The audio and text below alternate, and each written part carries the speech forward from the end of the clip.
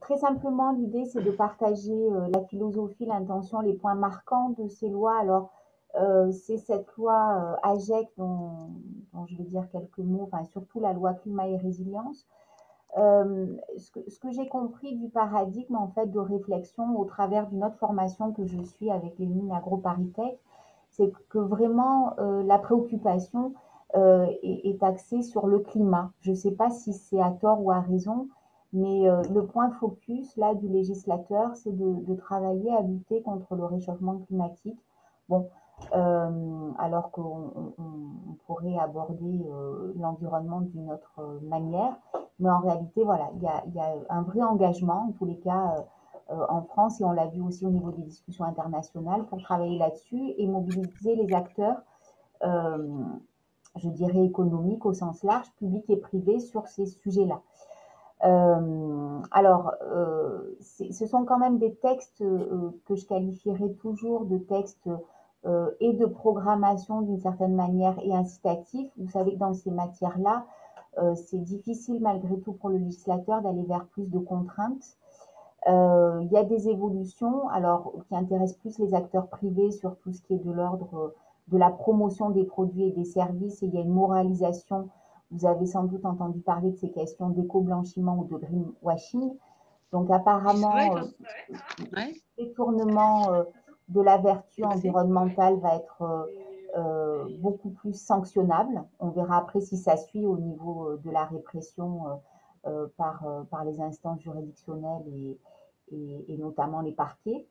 Le point majeur, je pense, c'est, enfin, ce qui m'a intéressé, et c'est un point majeur et puis une piste de réflexion que j'aurais aussi à vous proposer, c'est l'évolution des règles en matière de marché public par l'article 15 donc, de la loi climat et résilience, qui va désormais obliger dans la sélection des offres à prendre en considération les critères environnementaux de l'offre, ce qui n'était à ce stade actuel dans la législation qu'une possibilité. Donc on voit que la décision va devoir se faire en termes de contractualisation au regard de critères environnementaux. Alors il y a aussi tous les aspects bien sûr qui sont prolongés par rapport aux précédents textes en matière d'urbanisme, en matière aussi d'alimentation durable. Hein, vous savez, avec la question des repas végétariens dans les écoles. Et puis, il y a une autre question aussi, moi, qui m'intéresse, c'est que mon collègue, puisque j'ai aussi une casquette universitaire, a évoqué sur cette idée peut-être de concertation, de co-construction. Je pense qu'il y a des outils aussi à mettre en avant par rapport à ces réflexions où en fait on se rend compte qu'il y a des intérêts multiples et antagonistes qui émergent. C'est les outils de l'ordre du dialogue et de la médiation qui seront aussi à intégrer, je pense, dans les contrats, que moi je vis aussi en cas de contentieux, et notamment en cas de contentieux devant les juridictions administratives.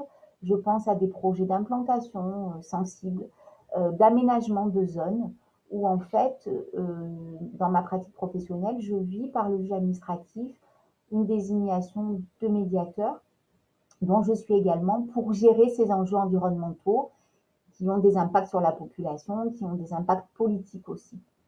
Voilà ce que je voulais partager avec vous assez Un petit rapidement.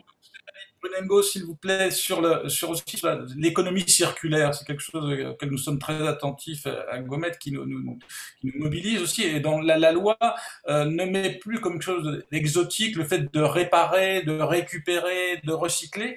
Mais là, ça devient dans le cœur de la loi et c'est quelque chose quand même qui est important, qui est inédit dans notre arsenal juridique, non? Oui, mais oui, alors effectivement, il y a ces obligations qui sont renforcées.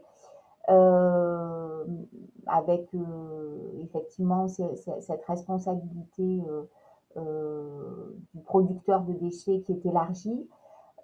Après, sur les autres dispositifs, je suis un peu dubitative sur leur efficacité en fait. Voilà, je pense que euh, sur la question des filières, sur la question même de la taxation, je trouve pas ça très efficient aujourd'hui, l'arsenal qui est mis en place. Et ensuite, au regard des obligations et de ce qui existe en termes de texte, euh, le juge est très clair, enfin, on a une jurisprudence bien établie, donc je suis assez dubitative sur cet aspect de la loi, en fait, D'accord. sur son efficacité. Bien. On attend aussi les décrets d'application parce Oui, qu'on c'est sait que ça. l'enfer Oui, est aussi dans les décrets. oui, Il faut que oui.